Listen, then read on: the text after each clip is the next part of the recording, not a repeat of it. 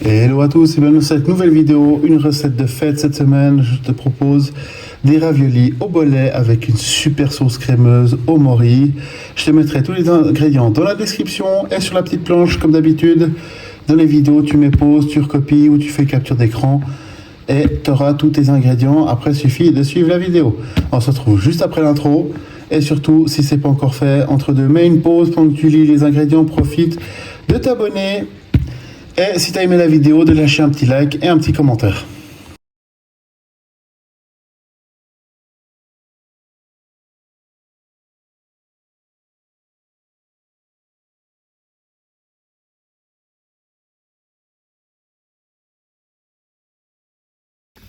Alors les ingrédients, alors déjà j'espère que l'intro elle t'a plu.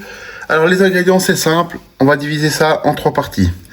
La première, pour faire la pâte fait maison, la pâte fraîche, on a des œufs, on a de la semoule de blé dur, j'ai pris de la semolina pour pasta. Ensuite, pour notre farce, on aura besoin de bolets qu'on va faire tremper dans l'eau, de la ricotta, un peu de crème et un peu de parmesan. Comme c'est aux champignons, j'aime pas mettre trop de parmesan, je veux pas que le parmesan il recouvre le goût des champignons, il doit s'accorder avec. Ensuite pour la sauce, on aura besoin de crème, un demi-oignon et des morilles. Et bien sûr, sel, poivre, huile d'olive, un peu de beurre pour faire cuire les champignons pour la sauce, pour les faire revenir dedans. On va mettre les champignons à tremper et on va mettre de côté la pâte et on va commencer par faire la farce. Une fois que la farce elle est faite, on va faire la préparation de la pâte. On va faire le montage et à la fin, on va faire notre sauce. Alors moi, je vais faire un peu différemment vu que c'est la vidéo. Je vais faire ma farce. Je ferai la pâte, je ferai la sauce. Je ferai ça dans le même ordre, mais sachez qu'entre deux, il y aura le montage que je ferai après coup parce que le temps de faire la sauce, le machin, le truc. Je verrai si j'ai le temps de faire le montage avant ou après la sauce. On verra ça dans le montage après, mais vous verrez, ça va passer nickel. Donc vraiment, des ingrédients assez simples, ça vous donne un repas pour les fêtes. C'est ce que je vais faire ce soir pour le Noël en famille. Je vais faire ça et puis il y aura une entrée, etc. Mais ça, je vous ferai un autre tuto. Je vous ai déjà fait pour le foie gras. Il y aura d'autres choses encore que je vous ferai dans le reste de l'année. Comme c'est la dernière recette de l'année, on va faire un truc un peu spécial, un peu plus complexe, on va dire. Du coup, on se retrouve pour la mise en place et la préparation de notre farce et du reste. Voilà, j'ai mis mes champignons à tremper. Je vais laisser minimum une demi-heure, 1 heure. Je laisse à température, ça pose pas de problème. L'eau est fraîche. Si vraiment il fait trop chaud chez vous, ou bien si vous êtes dans un pays où il fait chaud, vous pouvez le faire, vous mettez ça au frigo, ça va très bien. Un petit truc important, les bolets, on garde le jus qui va sortir des bolets, car il est très aromatique.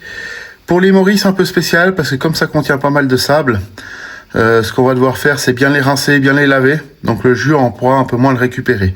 Ensuite, petite subtilité dans la recette que vous aurez besoin. Si vous faites souvent des raviolis, moi j'ai des plaques comme ça, j'en ai 3-4 sortes différentes. J'ai cette taille-là que j'aime bien quand c'est en plat principal.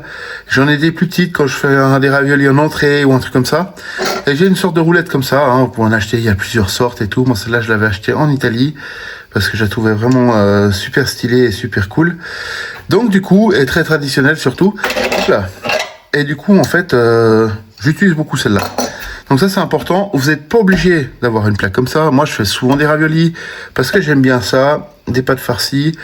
Et du coup en fait j'ai investi, ça coûte pas très cher, hein, ça vaut une quinzaine de francs, une quinzaine d'euros je dirais.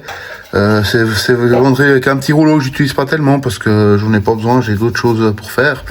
Et en fait, j'utilise beaucoup pour les raviolis et les pâtes farcies. Et l'avantage, c'est que quand je fais des raviolis pâtes farcies en pâte fraîche, on peut les congeler. Donc ça, c'est super cool. Donc voilà, on se retrouve dans une petite heure pour la suite des festivités. Allez, les amis, les champignons, ils ont trempé. Là, ce que je vais faire, dans une passette et un bol plus grand, je vais y verser mes champignons qui s'égouttent. Ça, on va garder le jus de côté. Dans un plat, je vais déjà y mettre ma ricotta, mon parmesan. Comme ceci. Je vais y mettre un tout petit peu de crème. Je vais mettre à peu près, on va dire 3-4 cuillères à soupe maximum. Et là maintenant ce que je vais faire, je vais également une cuillère à café de sel.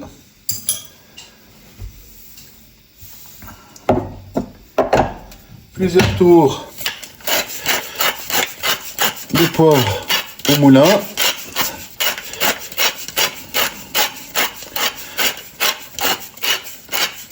Alors si je peux vous donner un conseil pour le poivre, évitez d'acheter vos poivres déjà moulus. C'est rempli de branches, de feuilles séchées, de machin. Réellement c'est pas 100% du poivre, c'est pas hyper qualitatif.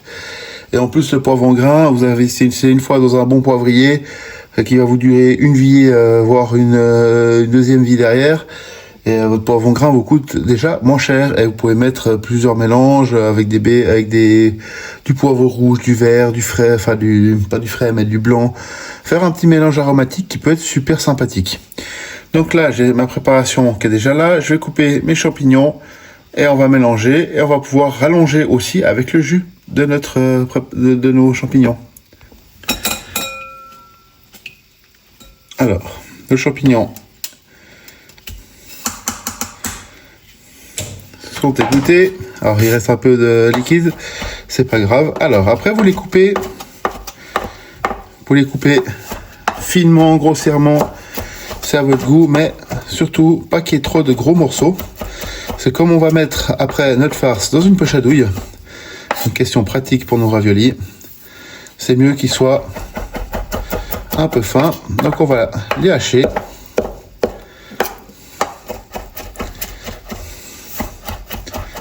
Perso, je vais les faire assez finement, qu'il y ait quand même des morceaux pour avoir un petit peu de mâche, mais pas trop fin pour pas que ça devienne une espèce de purée à la cuisson, parce que c'est pas agréable non plus. Alors beaucoup vont dire que souvent on met un œuf dans la farce. Alors ça dépend les farces.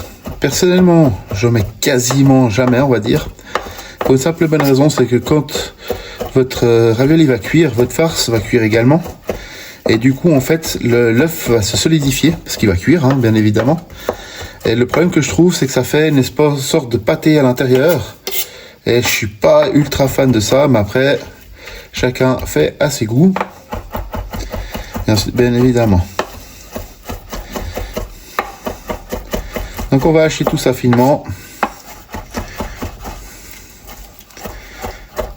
Et on va l'ajouter à notre préparation.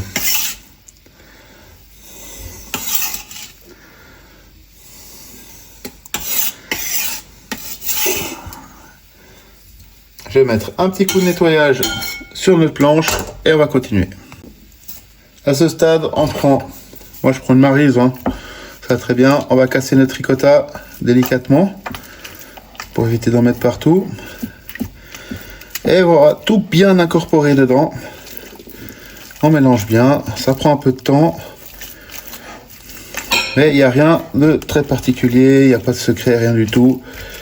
On mélange bien tout, que ce soit bien uniforme, bien réparti, qu'il n'y ait pas de gros morceaux de ricotta. La crème doit être bien incorporée dedans, vos bolets la même chose. Après vous pouvez faire avec d'autres champignons, hein, si vous voulez. Champignons de Paris, ça va très bien. Prenez les champignons qui ont quand même un petit peu de goût. Champignons de Paris, je préconise, moi perso, je les fais en fricassé de champignons. Et après, une fois que j'ai fait ma fricassée de champignons, je vais les mélanger avec ma farce. Ça donne un goût un peu plus subtil, un peu plus agréable. Et ça augmentera les saveurs. Et vous verrez, vos champignons, ils seront absolument nickel. Et vos raviolis, du coup, auront beaucoup de goût, beaucoup de saveurs, sans être pour autant lourds. Et c'est ce qu'on cherche, hein. Vous voyez, la ricotta, ça donne c'est un peu, on dirait une mousse, hein. Ça reste assez léger. Maintenant que c'est fait, là, le repas pour moi, il est ce soir. Là, c'est à peu près 1h de l'après-midi. Je vais couvrir ça avec un film plastique. Et je garde surtout le jus de là. D'ailleurs, je vais en ajouter encore un petit peu. Parce que je veux que ce soit un poil plus liquide. Je veux vraiment que ça prenne en goût. Et dans ce jus, justement, il y a énormément de saveur et de goût. Et surtout, ne le jetez pas, parce que quand on va faire de la sauce au mori, on va pouvoir faire une sorte de transition de goût entre les raviolis et notre sauce mori, parce qu'on va rallonger notre sauce au mori. On peut la rallonger avec ce jus de bellet, justement. Ce qui va apporter un petit goût supplémentaire, ce qui va être fort agréable. Voilà, ma préparation là, elle est prête. Je vais la filmer et je vais la placer au réfrigérateur pendant minimum 1 heure. Allez les amis, on va passer à la pasta. Du coup, je prends ma semolina.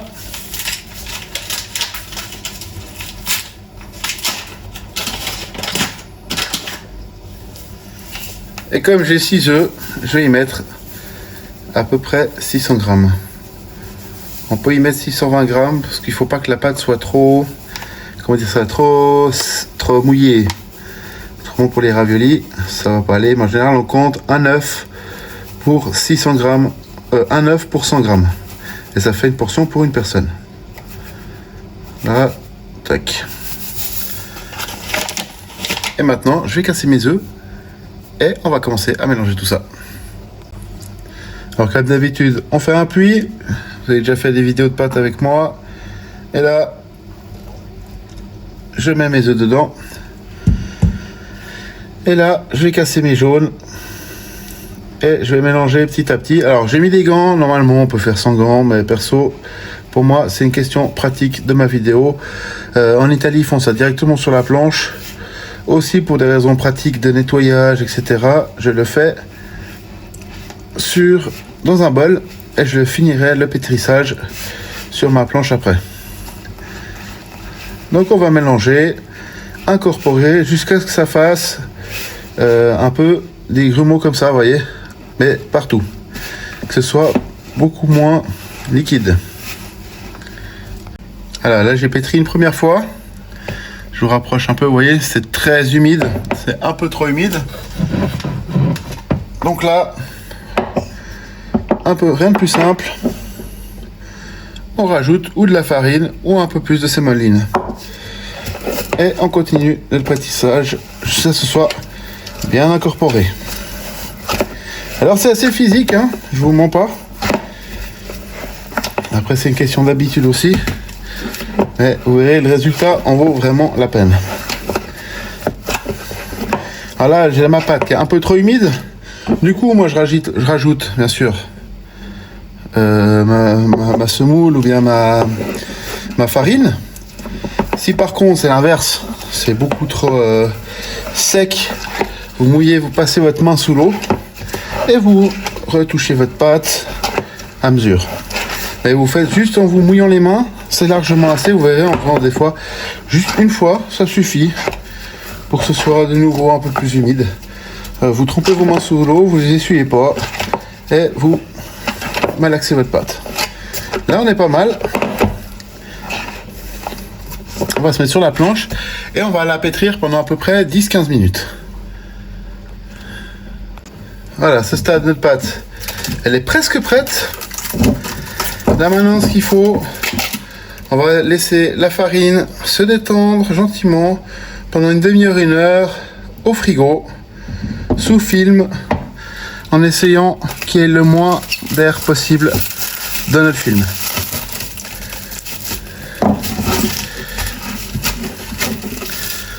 Alors vous verrez, c'est relativement très simple, hein. On filme bien ça, qu'il y ait le moins d'air possible. On met ça au frigo pour 1 heure et on se retrouve juste après. Voilà, notre pâte elle a reposé. On va l'écraser un petit peu. On prend un couteau. On va couper un morceau de pâte et le reste, on va mettre de nouveau dans le film plastique. Comme ça, elle ne sèche pas. Avec un rouleau, on va juste faire un tout petit peu pour aider la machine. Alors moi j'ai une machine électrique parce qu'avant je faisais des pâtes fraîches à peu près 10 kg par jour à l'ancienne. Et là maintenant ce qu'on va faire, on va lisser notre pâte à la machine. Je vais vous montrer une fois et après vous aurez vu tout le reste. Donc à la machine, Je vais passer 3-4 fois ma pâte comme elle est là, l'épaisseur la plus grosse. Et après, je vais descendre jusqu'à avoir une épaisseur d'à peu près 1 mm d'épais, plus ou moins. Et après, on fera la mise en forme avec l'empreinte à ravioli. Voilà, comme vous voyez, là, j'ai fait 5-6 passages. Notre pâte, elle est beaucoup plus souple. Hein, elle est beaucoup plus lisse aussi. Et plus on va descendre, plus elle va se lisser. Voilà, notre pâte, vous voyez, vraiment 1 mm plus ou moins. Je vais mettre mon insert à ravioli de ce côté. Je vais déposer ma pâte au milieu. Je vais avec mes doigts l'aider à rentrer dans les inserts, comme ceci. Ce sera plus facile pour mettre notre farce. Il n'y a pas besoin que ce soit parfait, hein, juste que ce soit assez au fond. On va prendre notre poche à douille. On va couper le bout. Et là, on va farcir généreusement nos raviolis. Alors, il ne faut pas en mettre trop pour qu'on puisse fermer notre raviole après. En mettre le moins possible à côté. C'est pour ça que je fais ça à la poche à douille. Je trouve ça plus rapide et beaucoup plus simple. Comme ceci. Une fois que c'est fait, on va replier notre pâte dessus. Et à mesure qu'on descend, on tapote comme ceci. Ce qui va faire sortir l'air à mesure qu'on met dedans. On lisse doucement avec la main. Et là, on prend notre rouleau. Et petit à petit, sans trop forcer pour pas recourber la pâte, on va passer sur notre pâte, sur notre forme à ravioli. On la tient un petit peu et vous verrez que vos raviolis vont se faire quasiment tout seuls. Alors moi, mes moules à qu'on appelle ça, mes moules à ravioles sont pas faits pour trancher. Donc une fois que j'ai bien appuyé sur mes bordures, je retourne ma plaque et je décolle comme ceci. Et là justement, notre petit instrument, on va enlever notre surplus avec notre roulette. Si vous n'avez pas une roulette dentelée, il n'y a pas de problème, ça existe aussi en pâtisserie qui sont arrondis, ça va très bien aussi. Alors désolé pour le grincement. Et là, notre plaque à ravioli, elle est prête. À ce stade, ce que je vais faire, je vais recouper au milieu en prenant soin de bien suivre le trétillé de ma plaque. Et là, la même chose. Je mets un grand soin à suivre ma ligne pour que nos raviolis restent bien fermés à la cuisson. Alors ça peut arriver qu'il y en a qui vont s'ouvrir, c'est pas un problème. Vous les laissez comme ça, si vous cherchez pas plus loin. Et là, vous avez les raviolis qu'il faut prendre délicatement. Et vous avez un magnifique ravioli bien garni, bien dodu. Et je vais faire le reste pour tout le reste de ma pâte et de ma farce. Voilà les amis, on arrive à la dernière étape de cette recette. On va prendre notre oignon, on va l'émincer très finement. Alors vous pouvez prendre aussi une échalote, ça va très bien.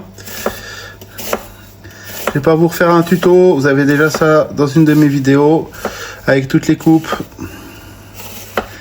Et comme d'habitude, un couteau qui coupe bien. On prend son temps, il n'y a pas besoin d'aller vite. Le but c'est de faire ça propre, régulier et de ne pas se couper.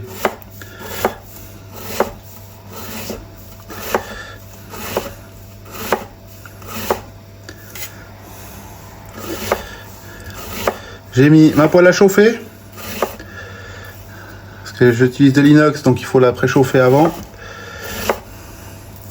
On va travailler à feu moyen, voire moyen fort à des moments, moyen doux après. Ça dépendra de l'évolution et puis de comment ça chauffe, comme toujours.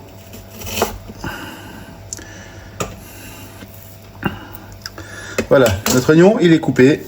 Maintenant, on n'a plus qu'à attaquer les cuissons. Notre poêle est en train de chauffer. On met de l'huile, un taquet de beurre,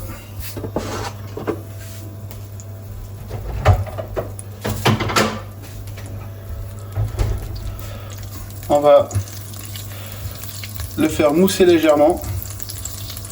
On n'est pas pressé, il faut prendre son temps. La cuisine, c'est aussi du plaisir, à défaut d'être indispensable pour manger. Quand mon beurre est quasiment fondu, je vais ajouter mes oignons.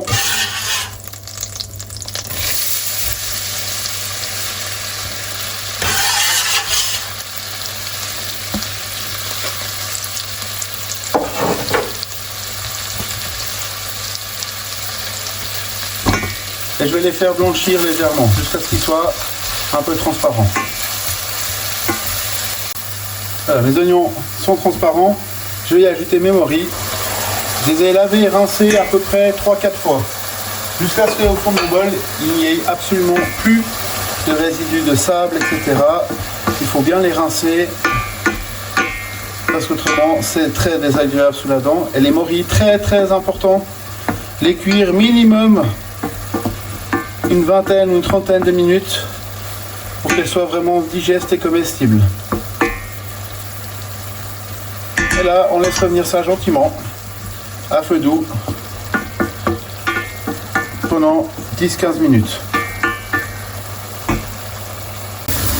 Là, elles ont cuit une dizaine de minutes. La petite touche personnelle, une lichette de cognac et on flambe. Et on fait attention. On va être éteint, toujours. J'essaie de ne pas brûler mon téléphone. Ce serait bien de continuer avec la caméra pour 2026.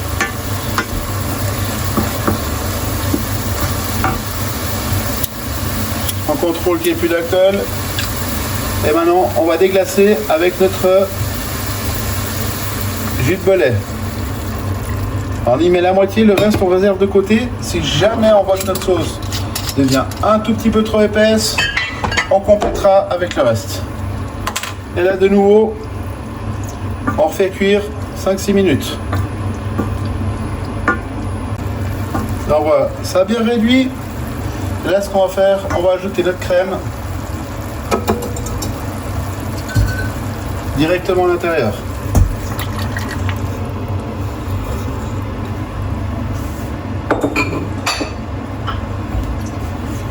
On mélange et on laisse encore ça mijoter tranquillement, gentiment. On va réduire ça quasiment, on va dire, allez, d'un tiers. Et la sauce sera super prête.